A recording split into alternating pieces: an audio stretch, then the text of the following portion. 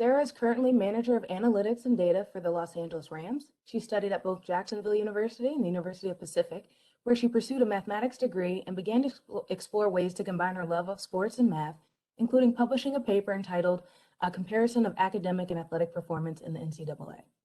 After holding an internship with the then San Diego Chargers, Bailey obtained a master's degree from Simon Fraser University. During her time there, she participated in the NBA hackathon and was part of the winning team in the Hockey Graphs Data Sprint hackathon, and worked with advisor Tim Schwartz on baseball research for her master's project. After graduating, Bailey joined the Rams initially as a sports performance analyst, where she worked with athletic trainers and strength staff to analyze workload and optimize performance. Her role has evolved to include working with all data and departments on the football side, including but not limited to analyzing data from the personnel and medical staff and assisting scouting departments to identify key traits in players, project players into the NFL, and evaluate scouting systems to see what measured variables are most important. On the performance side, her work looks at various measurements to try to optimize players' game day performance and minimize the probability of preventable injury. So please join me in welcoming Sarah. Thank you for that intro, and great job. I just caught the last 20 minutes of that panel, and I think it's absolutely incredible that it's all women, for one. You could have asked me a few years ago, and I would have been the only woman on the panel. So that's amazing. As Kristen introduced me so kindly, I'm Sarah. I'm manager of football analytics for the Los Angeles Rams.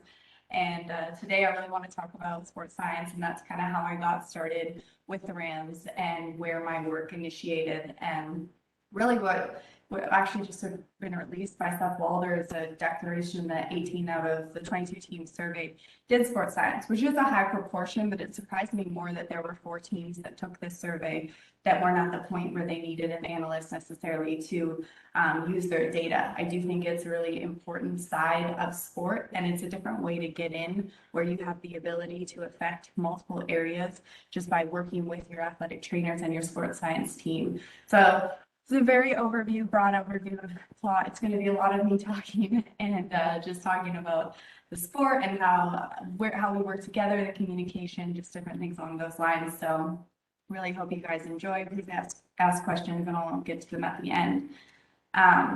Really what I want to talk about is just some of the objectives of sports science. How do we use it?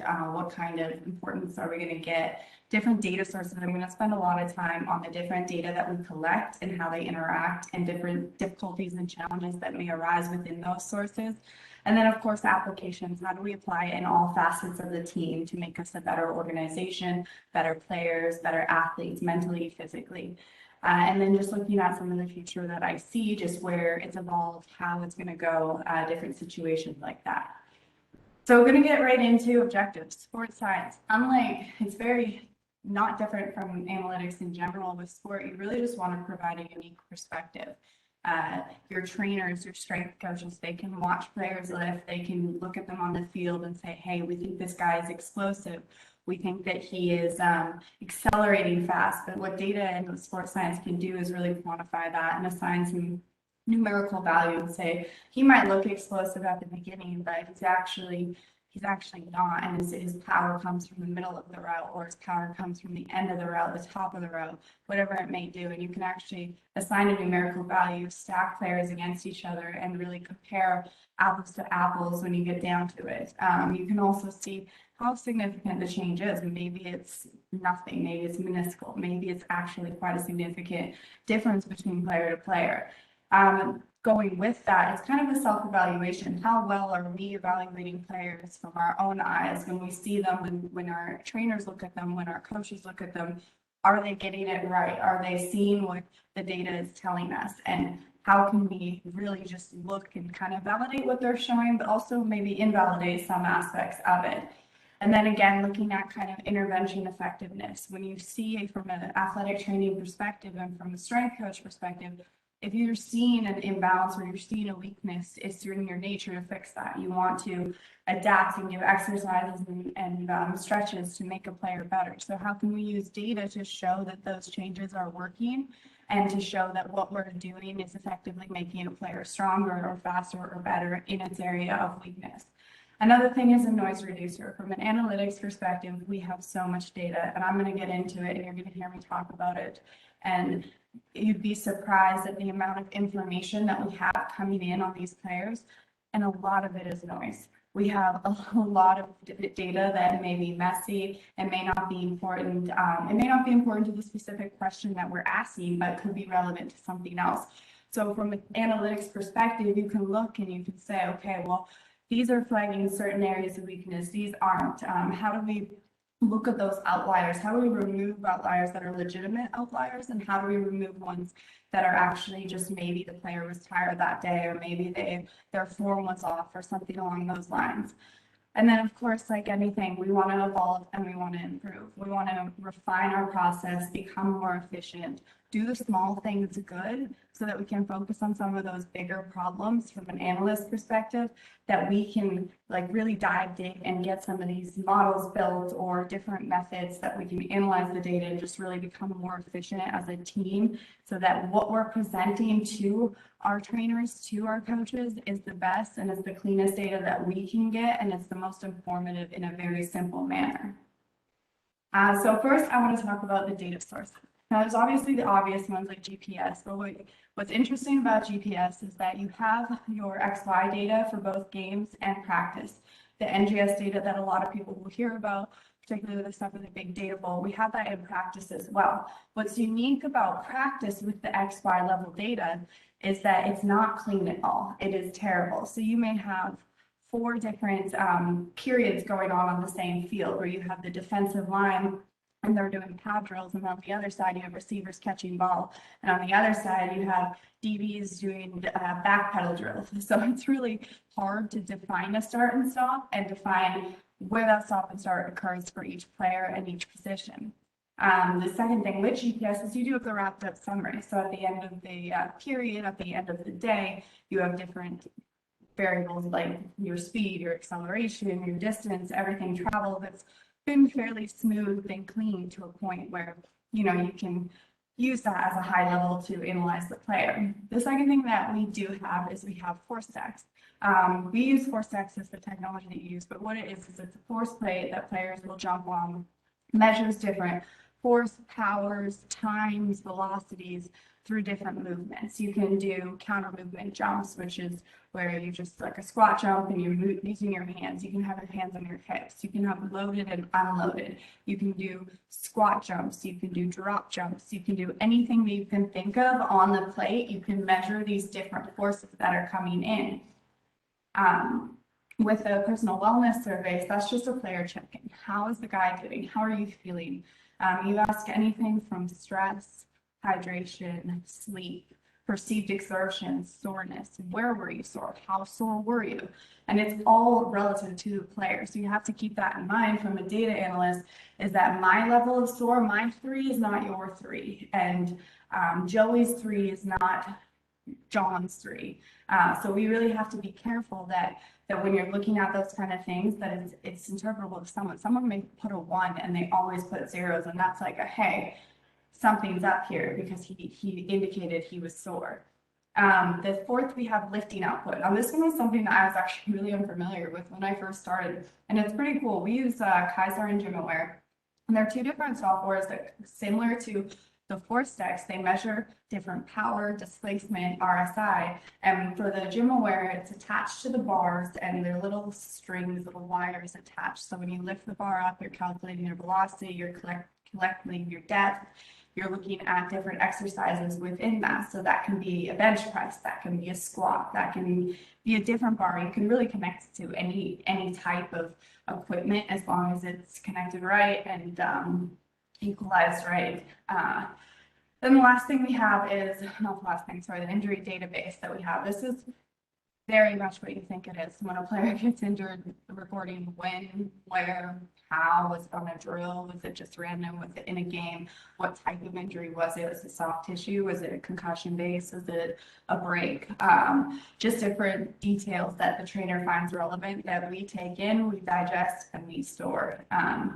And then we have our weigh-ins, and that occurs whenever the nutritionist wants. So you want a weekly weigh-in, you want a post-practice weigh, and you want to see how much water was lost. And then every once in a while, they'll do body comps. Let's look at what's inside. So you might be 250 now, and you were 275 at the start of the season. What was lost? Was it water weight? Was it fat? How's your muscle mass distributed through your body? What kind of bone density are we looking at? Just various information that you might not see just from a regular scale weigh-in. And finally, we do have some performance college data. And this is obviously very limited because we don't work with the colleges, but what we do have is different medical grades when our trainers and docs go in and they grade a guy based on his injury history, and then you give him a projected grade like, hey, he's only had one injury, he's great, or he's had 10 and we don't want him. Looking at different strength grades as well. Our strength and conditioning coaches will go in and look at his body type. Is he able to put on muscle based on how he looks? Is he going to struggle? Is his build not meant for more weight? Should he lose weight and he'll be good? Just various things like that. And then you also have the odd speed data that you might get. So how I want to continue to talk about data and talk about the networks within data. I really think sports science is a cool thing because I like to view it as two networks. You have your data network and you have your people network, the people that you interact with, and then they also interact together. So for me, it's a fun little challenge to see how these sources can communicate and how we can use them to validate, invalidate each other and work together so that we're all on the same page, essentially, whether it's with data, whether it's with network.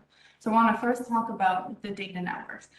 We have all this information now, so how do we use it? The biggest thing with data is we want to try and get a complete picture of our athlete. So we really want to make sure that what we're using is the best representative of how an athlete might feel on that day, what their workload looked like for the week, for the day, for the month, whatever the time frame is that we're doing. And the first thing we need to do is we need to clean the data. And it really just depends on the level that you're looking at. So for example, with those force plays, certain jump data can be really sensitive. Players are able to manipulate it based on just a slight distribution in their weight. You have to be very careful when they're jumping to have a trainer there watching their form to ensure. Now, data can also be used to flag that. We can say, hey, something's up with this guy's data, so let's go back. Let's look at his jump that we film and let's see how it looked. Did it look okay? Did he step on the scale wrong and his mass wasn't equal? You step on, you have to weigh each other to calculate force, to calculate power. So when you step on, was there something going on where his weight was undistributed? He actually was 75% on his left leg and he didn't stay still, essentially.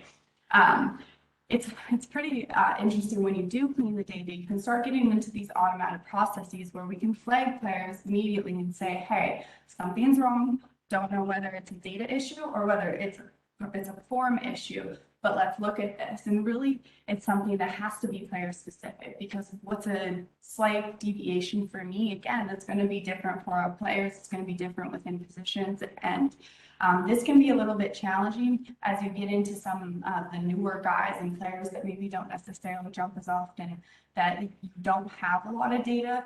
So you do have a lot of noise in that information, but really it's just being adaptable, learning how to deal with it, and figuring out what can you do with the information that you're given.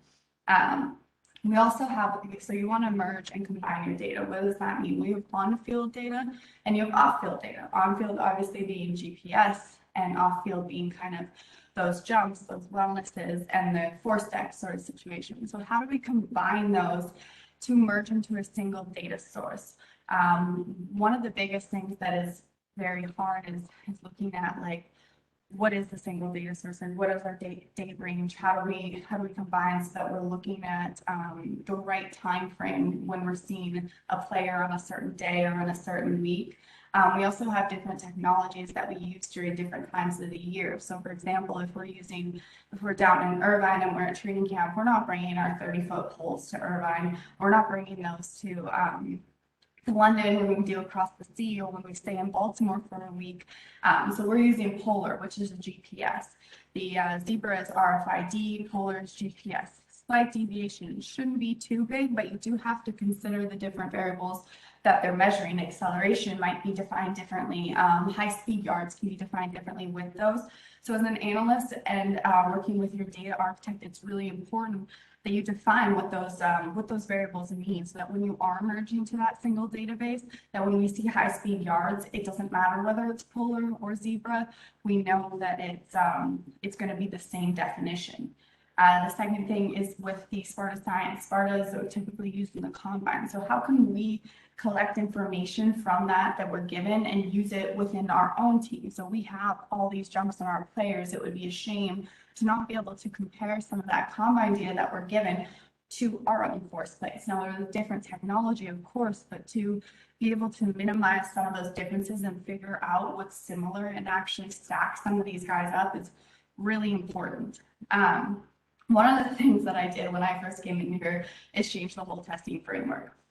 So I come in and they're jumping guys on Mondays and Wednesdays, and they're the same position, or one guy will jump on a Monday one week and Wednesday the next week. And for me, coming from, an area where you're exposed to very clean data in school, everyone knows that the data sets are given are fairly perfect.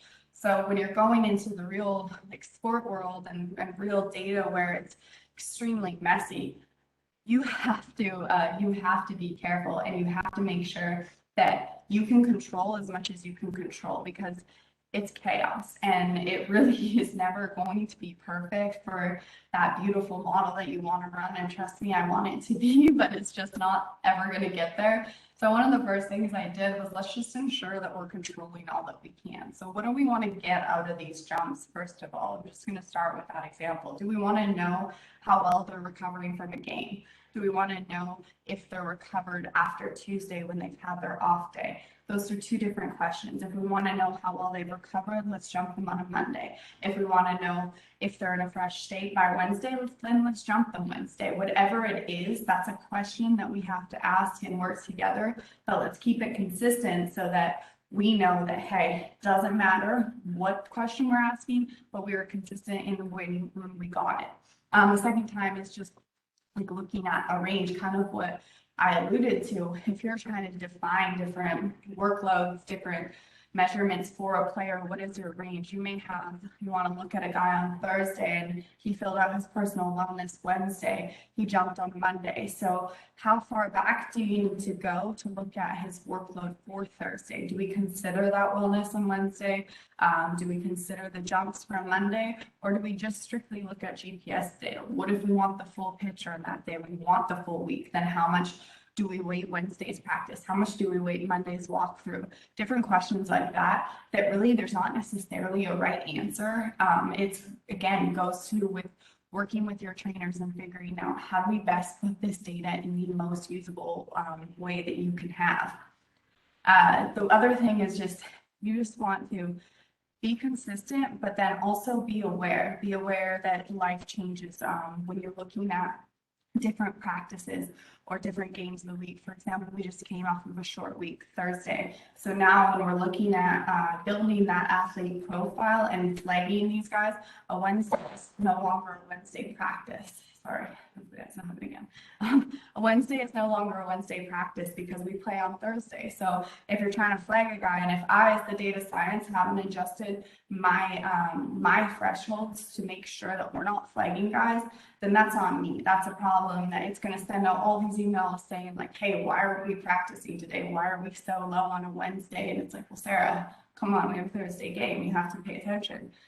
So for me, that's one of those things that you do have to consider the nuances and make sure that you're communicating with everyone so that you understand when those things change. If a coach switches a practice, that can happen. You need to be in the loop so that you can adjust everything and be on the fly and be adaptable.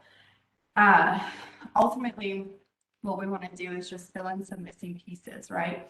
So if we're having missing piece from zebras, we don't necessarily know power, we know acceleration. Maybe we can get how powerful they are from the force decks. Maybe we can get it from gym aware, from their different lifting output for the day. How do each piece fit together? How can we validate different types of technologies? For example, if we see that a player is slow on the field and we see that they were lifting quite slow velocity as well at the same weight, then maybe that's an indicator that they're moving slow that day. And can we see that? Now, again, like maybe some sources show it better. Maybe their lifting is showing that they're moving slow, but their zebra is going at a constant speed, or they're improving. So as an analyst, we come in and we say, well, what's a better picture of it? Like, what is the better indicator? An indicator for what? What do we want to optimize?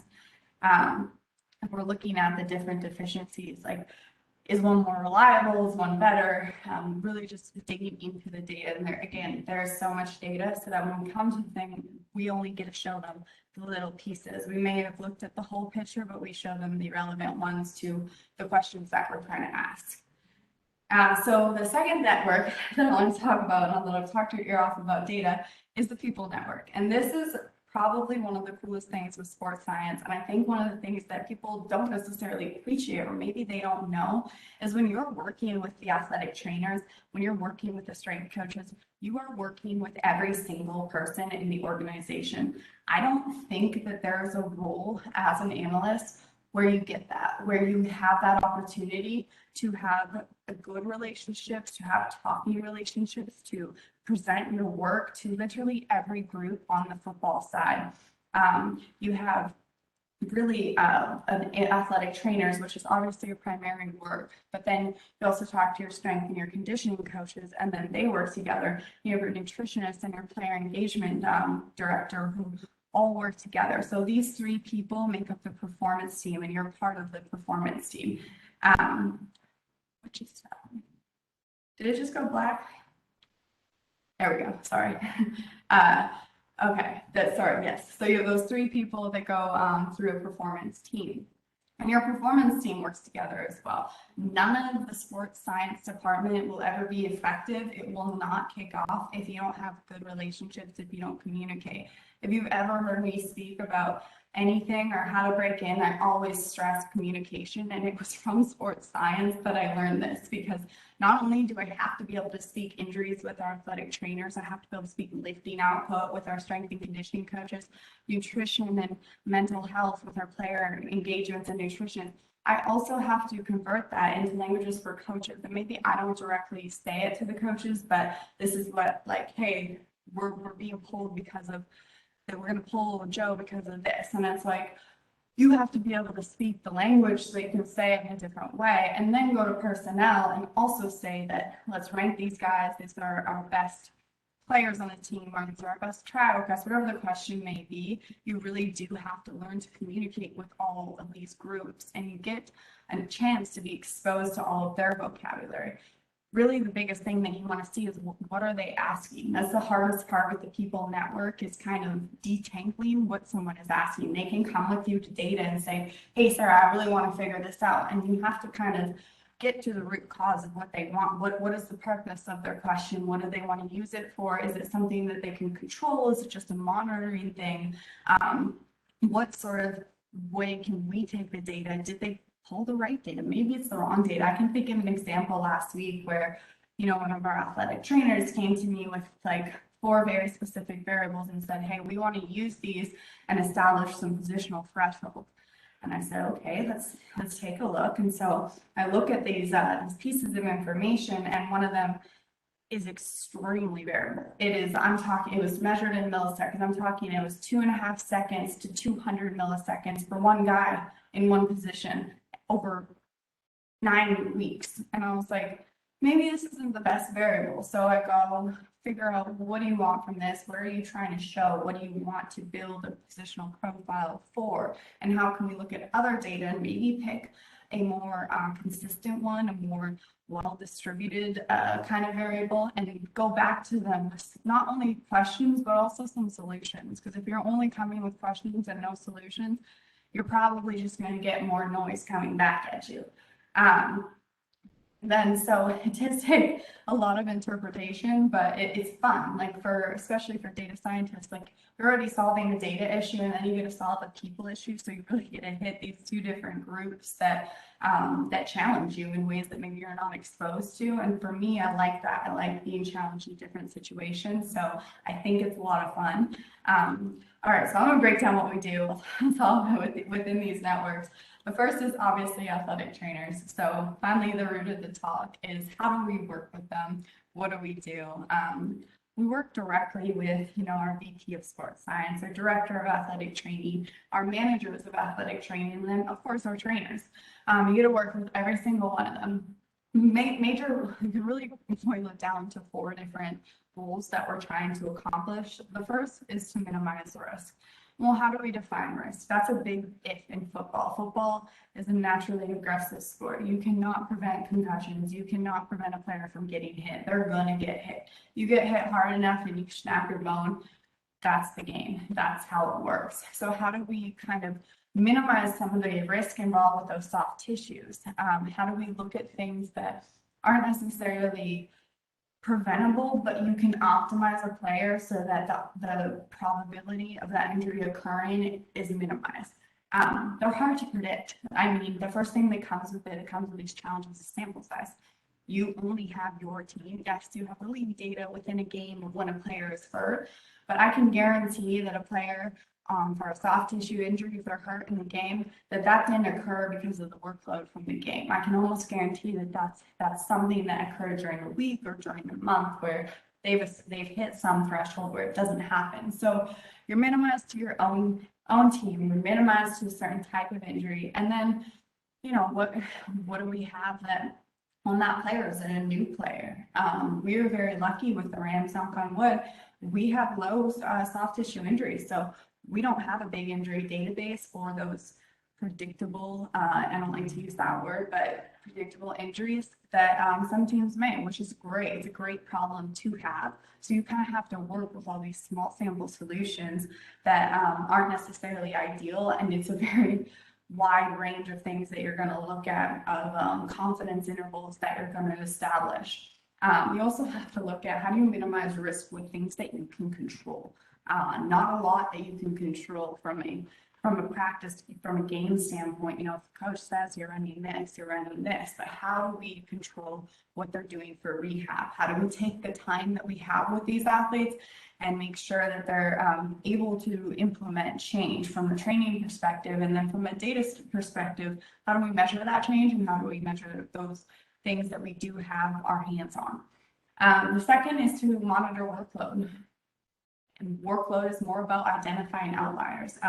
You can have, what I was talking about before with all the data sources you have, the amount that they're running, you have acceleration, speed, you have different strength outputs, but how do we monitor that workload and kind of be able to get very quick information when needed? So for example, if we have a practice Wednesday, we want to make sure if there are certain guys that are close to their weekly workload that we know before practice, so that our trainers are on the field and they're saying, hey coach, this guy's limited because he's feeling it this week and we need to cut him back, or this is a Veterans Day off because he's at his workload. And how do we just communicate that and show them in a very simple manner why that's important?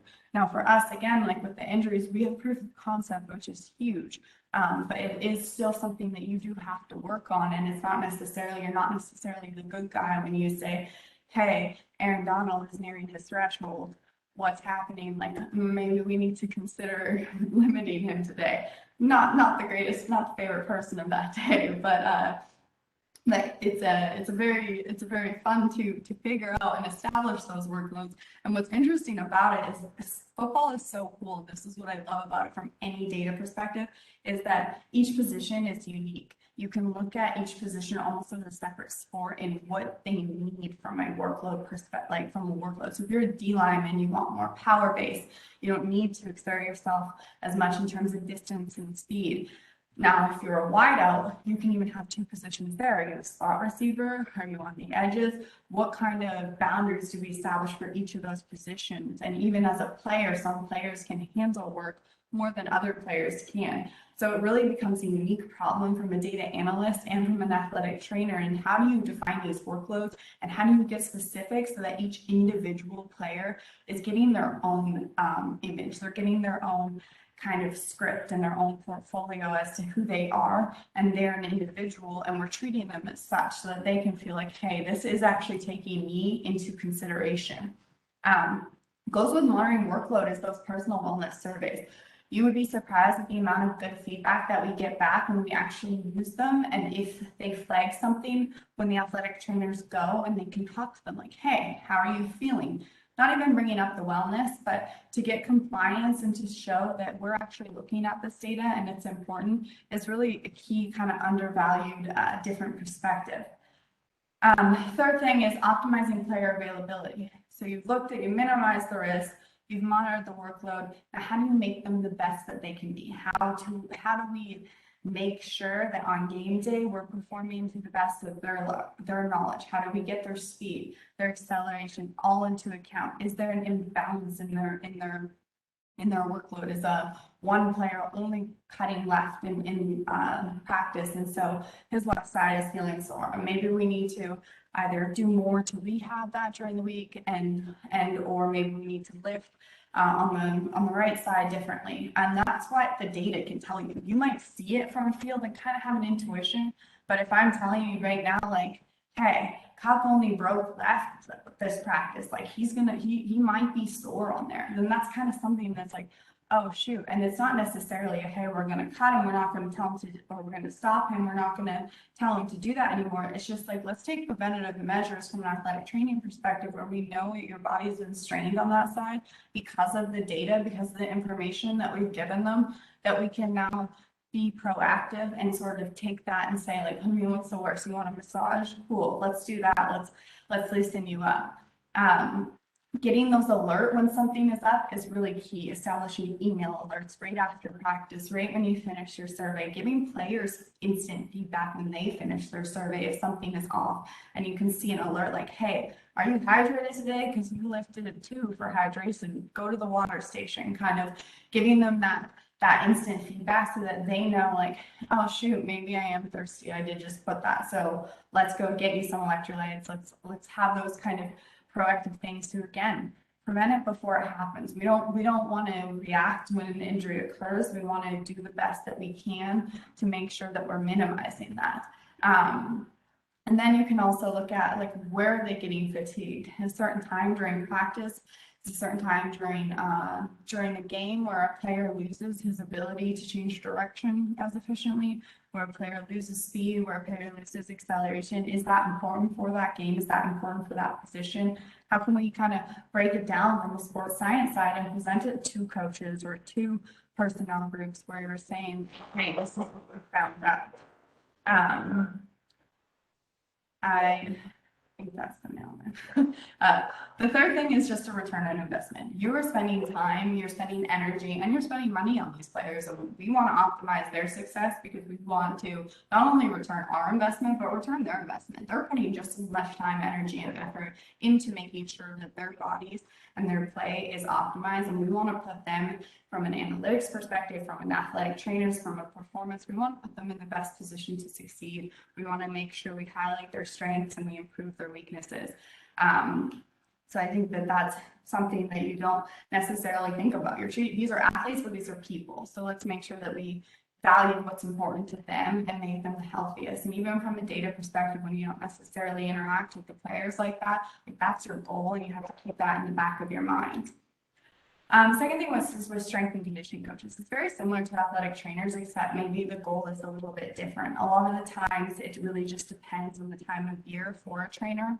He might want to just look at tracking progress during some of the in-season stuff. If you're in season, it's very hard to adapt and change exercises because you are on a very strict schedule, and you don't want to introduce a foreign exercise that may strain the body, that may hurt a player in a way that we don't need them to for games. Now, when you're in OTAs in the middle of May and players come in and they might have big force or velocity weaknesses. Maybe they don't, maybe they're great. You can actually be proactive and sort of implement some exercises that challenge their body, that are used to get growth, and we can see, like, hey, let's see how well that's working and how well we're progressing. It's really fun in the off season to have that flexibility because you can maybe do a little bit more experiments with players within their weaknesses, within their strengths, to sort of see what's becoming more effective and how do we bucket players into what they need.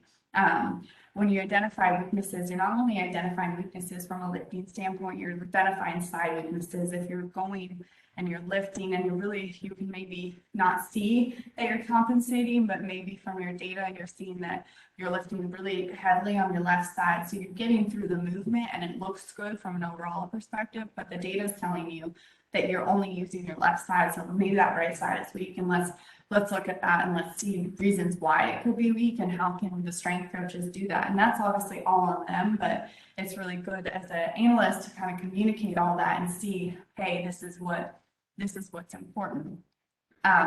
Really, again, as I kind of said, in season, you want to maintain. So you want to make sure by the time a player goes into their season that they're maintaining their strength and that they're not getting worse at anything. And so from a data perspective, you really have to keep eyes on that and make sure, like, hey, we saw a 1% decrease this week. Maybe that's not significant, but we've been seeing it steadily for like 4 weeks. So now we're at a net 4% decrease.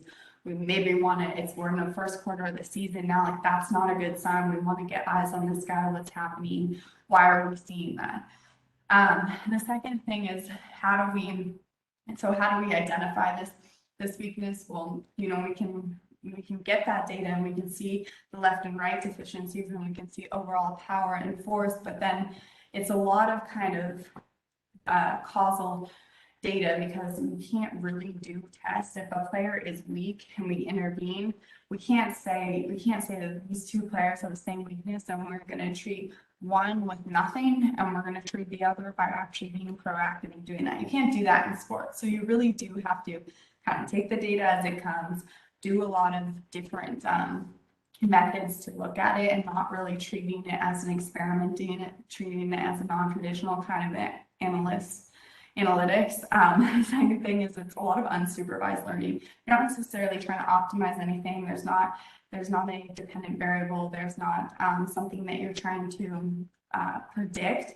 What you're really trying to do is sort of identify those different clusters, those like, hey, these are our force guys, these are our velocity guys, these guys don't fit in anywhere.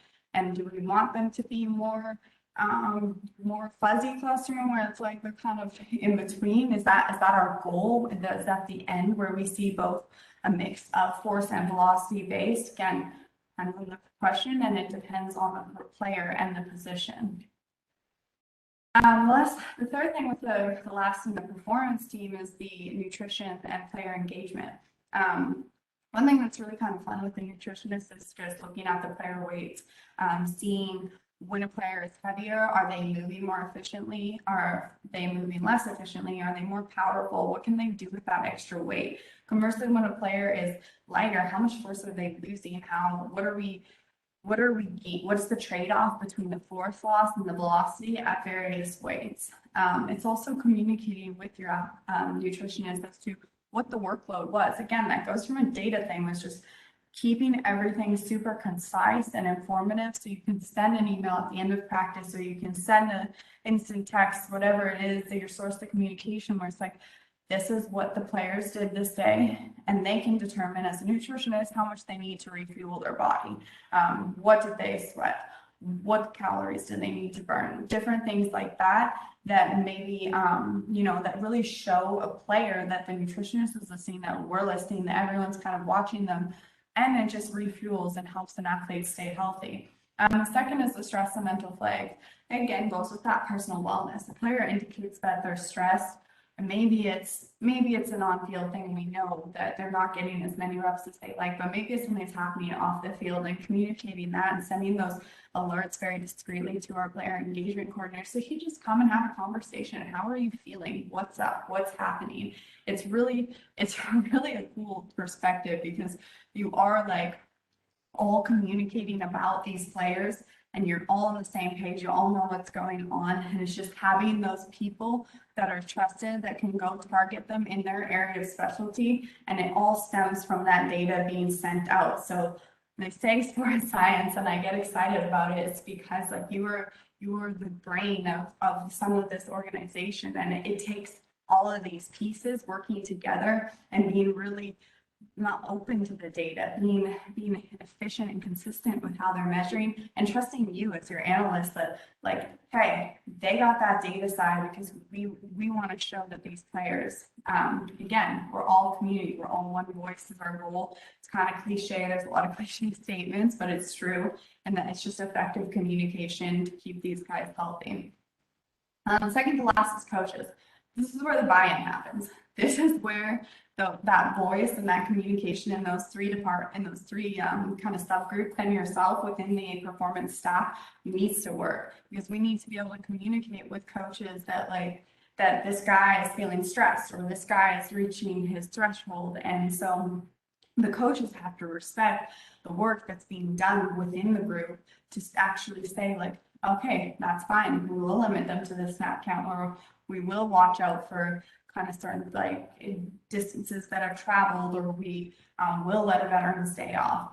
So from us, it really is important that we're all on the same page so that we can communicate that clearly. Sometimes coaches will even ask me, and I don't necessarily talk to them directly, but they'll ask, hey, what's going on with this guy? Or like, what's his threshold at? And I have to know that, and the trainers have to know that, and the nutritionists have to know that.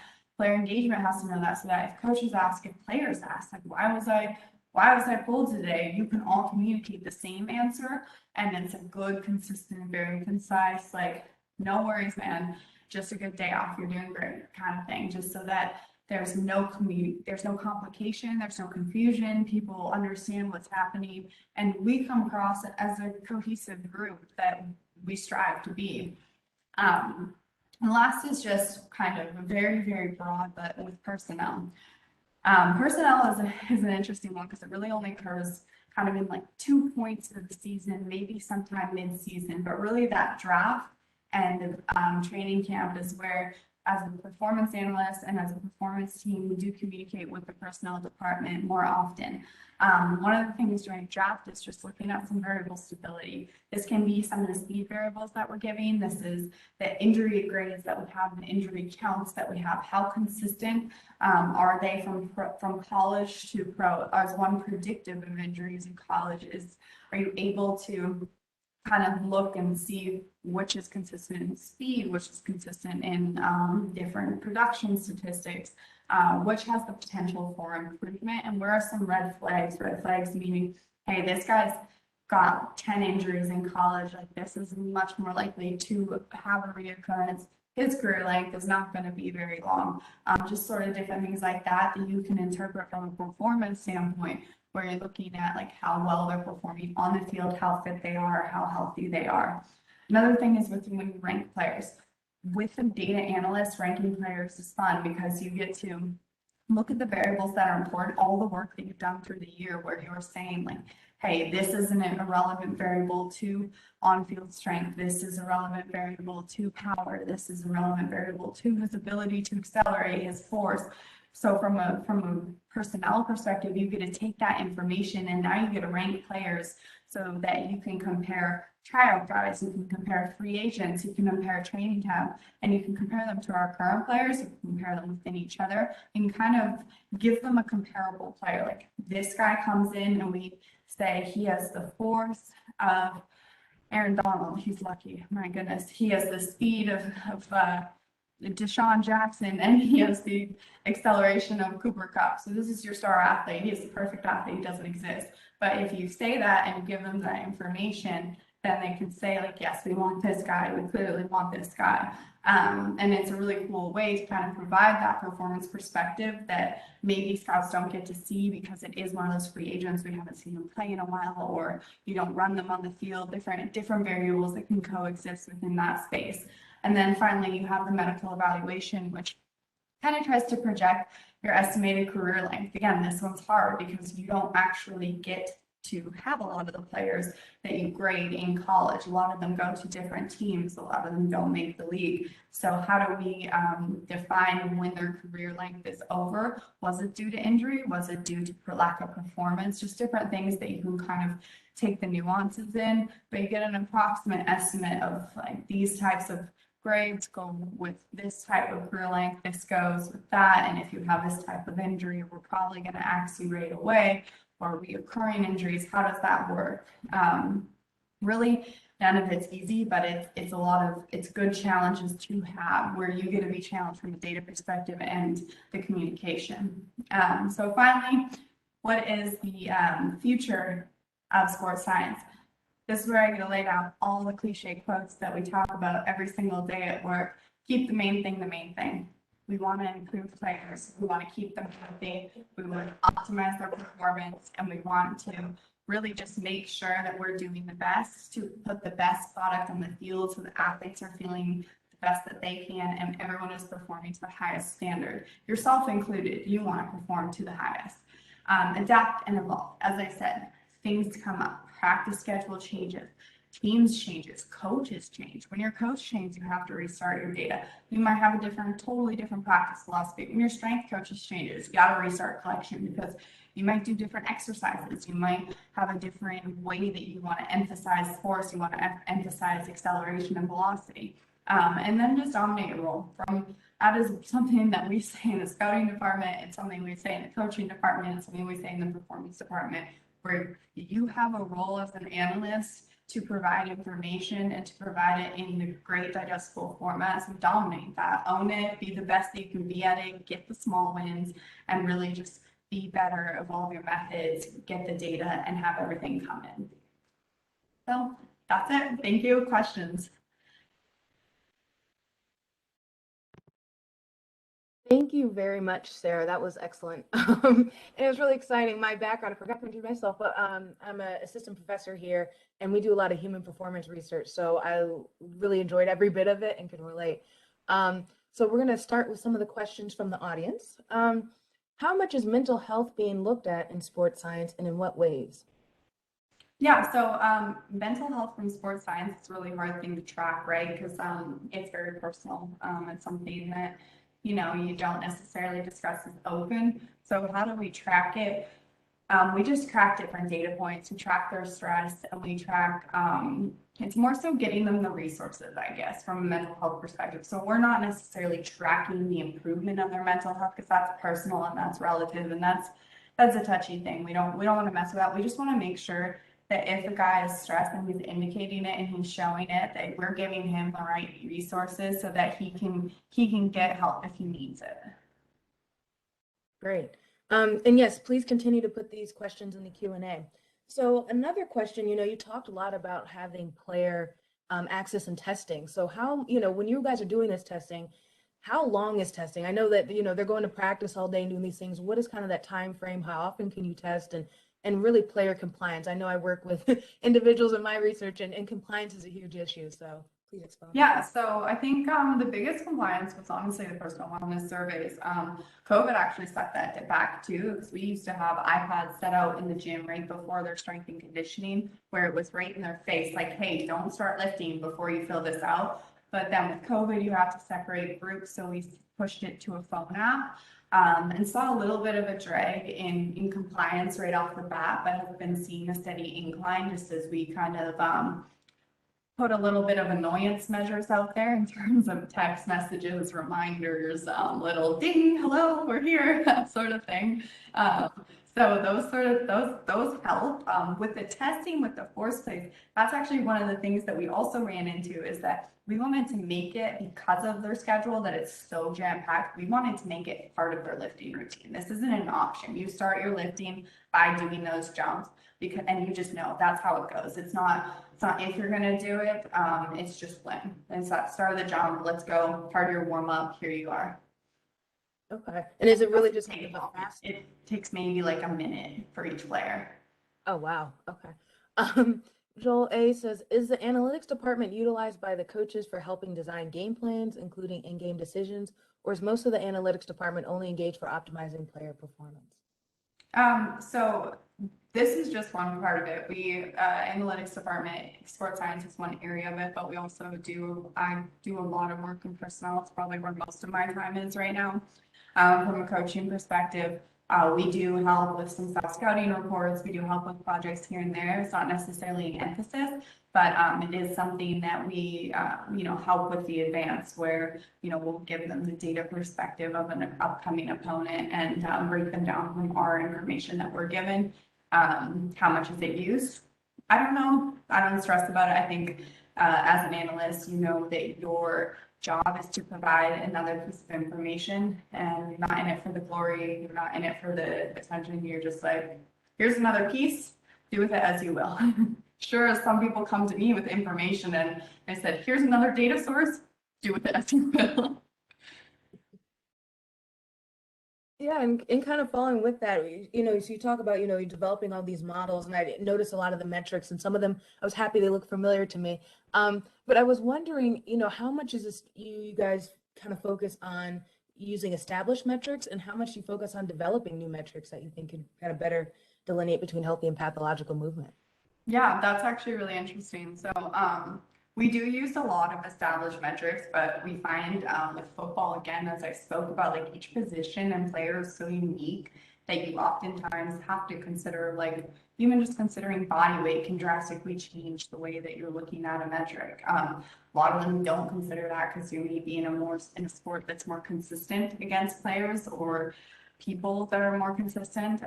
So for us, we use some of the established metrics, and then we've also established our own metrics, and we're constantly evolving in the background and talk about, these are the ones that are forefronting and that everyone is seeing. And then in the back, we're exploring as a data analyst. You've already established all the thresholds. It's out there. You use it. So you're in the back and you're kind of working and looking at different combinations, different variations that maybe answer a question that we've been talking about. When again, like acceleration, it's such an easy question, but it's not, because acceleration occurs at different points. It's like opportunity based a lot of the times. Like it's something that is so simple, but can be made very complicated.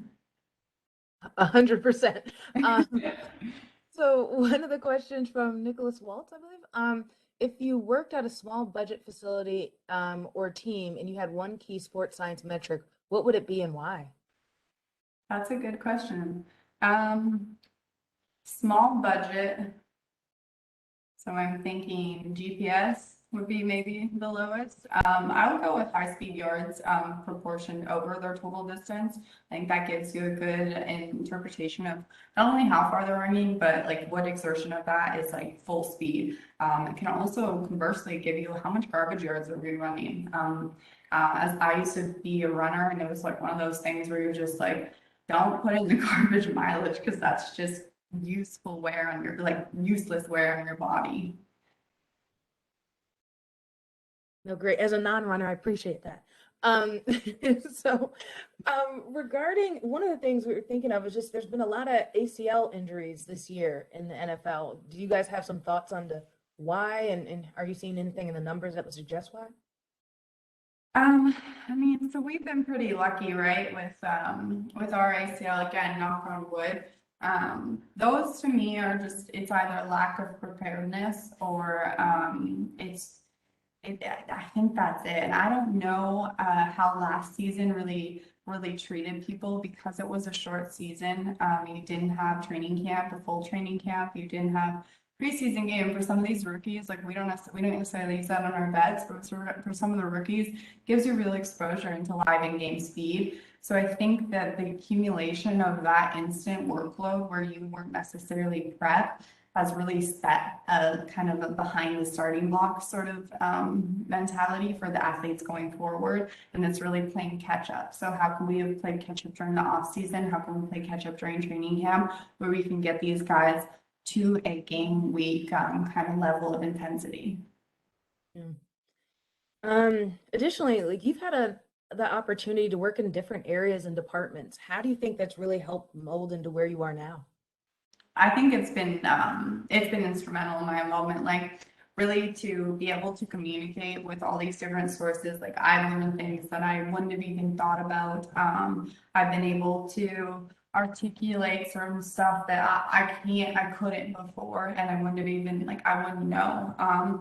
It's learning, it's learning how to talk, but it's also learning how to keep quiet. And you're in a room with all these amazing, intelligent people, and it's just keeping my mouth shut and listening and writing notes. Like, I'm a big on learning and getting better. So if I'm in a room with these amazing, talented, intelligent people, I'm hearing and I'm trying to get as much as I can so that I can either ask questions at the end if needed, or go to someone independently, hey, I heard you say this, or just like write it down, look up things on my own time, kind of taking as much information as possible. And it's also just like being present and getting your face around the building. I'm 4 years in now. We do have an influx of coaching changes. We have everything changing. So like for you to be present on all these different fields, you can gain a little bit of respect. You can gain kind of a reputation in a good way as like, hey, she knows this or she knows that, and kind of be present so that people understand that like you can come to me for different sources of information, and I will do the best to kind of articulate that to you.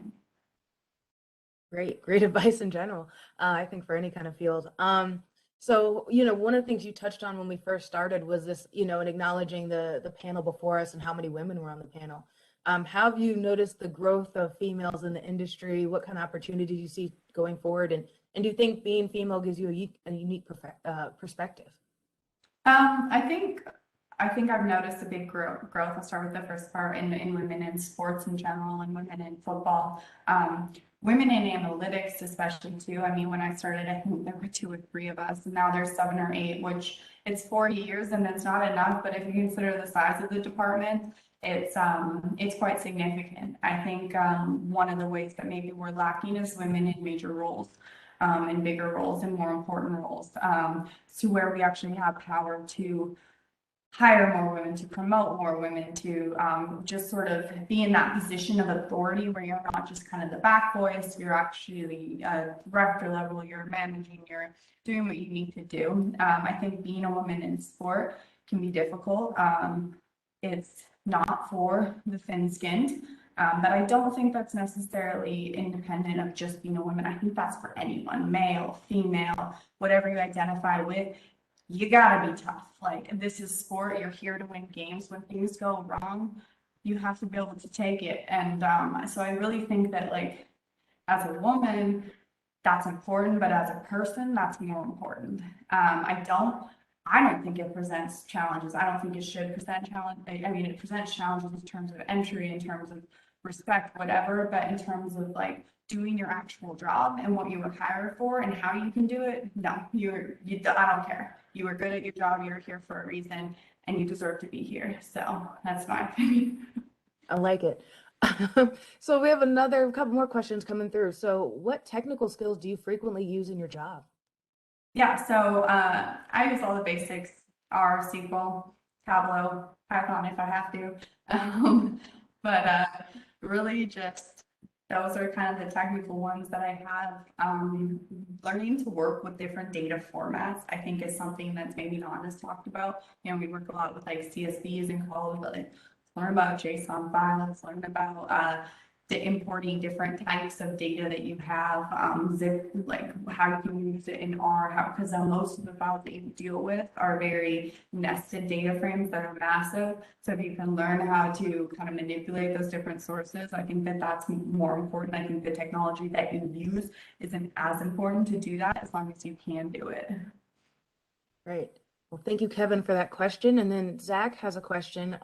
Did you find any less or more cultural war pushback starting in sports science rather than coaching/game strategy?